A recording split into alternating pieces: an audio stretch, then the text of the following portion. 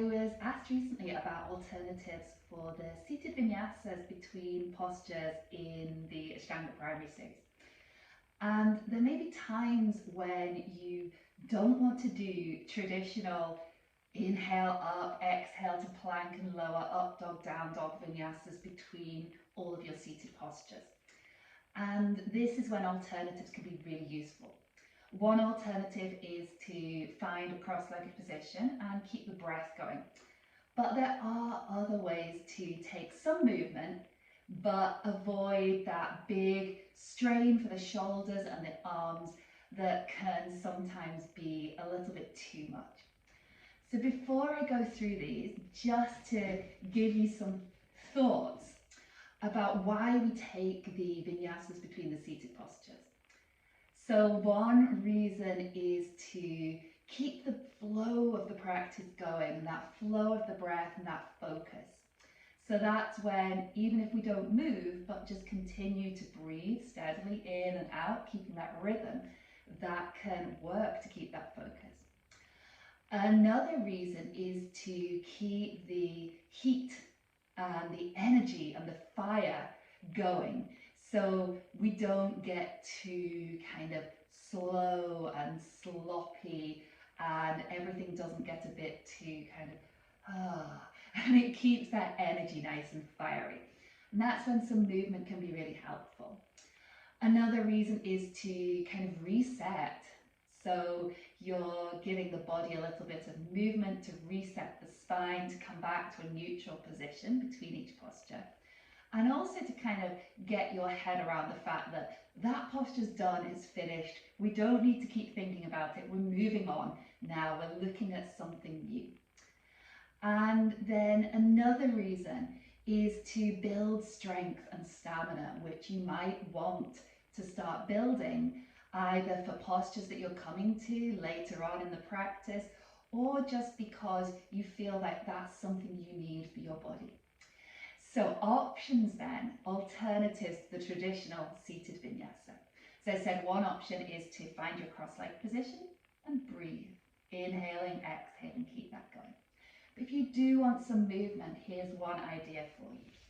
So say we've just finished a posture. So we finished our Paschimottanasana, that forwards fold.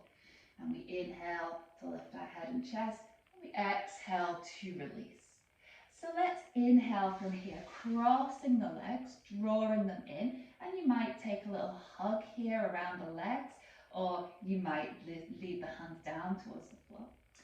Exhaling, instead of jumping back, lifting up and jumping back to a plank, let's stretch the legs out in front of you. And you could use a bit of strength here if you wanted by sliding the toes up off the floor and then bringing them down. When we've come through to a back bend, the upwards facing dog or alternative, we can instead bring the hands down behind the back and use our inhale now to lift the chest. Exhaling, that would be downwards dog. So we can take a seated version of downwards dog by reaching the hands forwards, maybe to the toes or maybe to the legs, but keeping this really nice length through the lower back here. So not a really rounded posture, a nice long posture. And you could bend the knees here, they don't have to be straight. So that's our exhale to our downwards dog. Inhale, coming back to seated, sitting up, and exhaling, we're ready for our next posture. So going through that, just straight through, we'll inhale, draw the legs in, crossing them, hugging them in. Exhaling, stretching them out. You could reach the hands up if you like. Inhaling, bursting the chest up. Exhaling, reaching forward.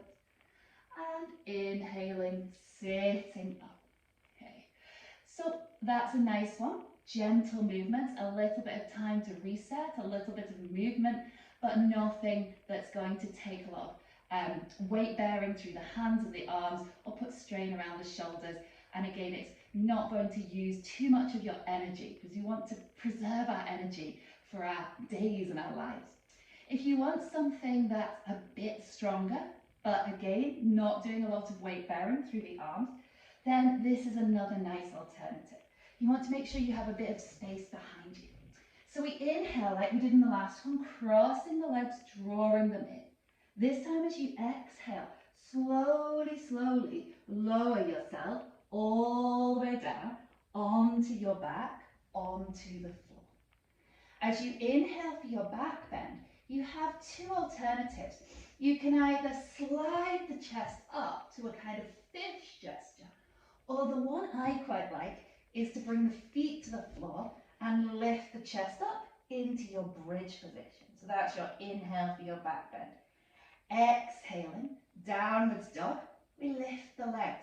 You can lift the hands. You might even take the feet, or you might take the legs. You might bend the knees here. So different alternatives. Play with one, find one that looks good.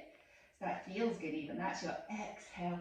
Inhale, and then we rock up to seated, using that strength again, and exhaling. So you'll feel that that version is building your core strength. You are using these muscles around here into those postures. So it's quite good for building that strength there. So again, going through it once more, just flowing through. We inhale, cross the legs, draw them in. Exhale, slowly lying all the way down. Inhaling, taking whichever of those back bends you like the best. Exhaling to your upside down, downwards dog. Inhaling, rocking up, and exhaling where you are. Have a play with those variations. See what you think, see which feel good. And you might pick and choose and use them at different points in your practice. You might not do the same one through every single posture, and that's absolutely fine. And let me know how you